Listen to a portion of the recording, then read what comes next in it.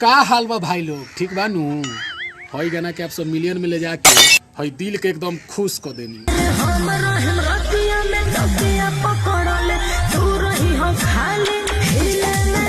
आप लोग सोच रहे होंगे कि अश्लील गाना है, तो भाई हम समझ सकते हैं आप लोग के दिल के बात। आप लोग खेसारी लाल गाना सुनते होंगे, शिल्पी राज के गाना सुनते होंगे। एक कैमरा मैन तो क्या गाना वाला लगाओ तो खेसारी लाल शिल्पी राज वाला।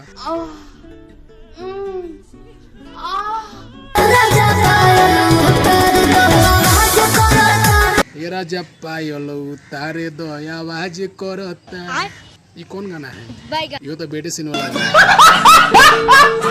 पायल आवाज कब करता है आप लोग के पते होगा। तो भाई कोनो गाना अश्लील ना हो खेला, आप लोग प्यार देते हैं वो गाना बारूद हो जाता है।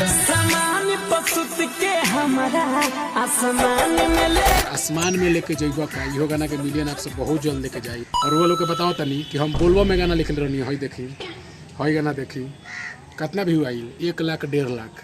तो आप सबके कहीं ना कहीं रोमांटिके गाना पसंद आवता है, तो अब वैसे इसने गाना आप सबके सुने के मिली। ये गाना शशि लाल रिकॉर्ड्स पे मिलियन में ले गई नहीं, एक खातिर दिल से धन्यवाद। और आगे आवे वाला गाना के आप सब ढेर सारा प्यार से दे हम, ये पूरा उम्मीद बा। और भाई यह समय हो गाना बजे के, अगर तू लोग नया सिंगर बार तो गाना फटाफट ये नंबर पर कॉल करके लिखवा लो ब्लास्ट में एटल, क्या कि सावन खत्म हो गई बा। तो गाना ये कैसा लगल आप सबके? तो ये वीडियो के आप सब फेसबुक पेज पर देखा तानी, तो आप सब लाइक करी, कमेंट करी, अपन राय जरूर बताई। और यूट्यूब पे देखा तानी तो आप लोग नया बनी तो चैनल के सब्सक्राइब करी और वीडियो के लाइक करी, कमेंट करी। मिलता नहीं कोनो अलग वीडियो में।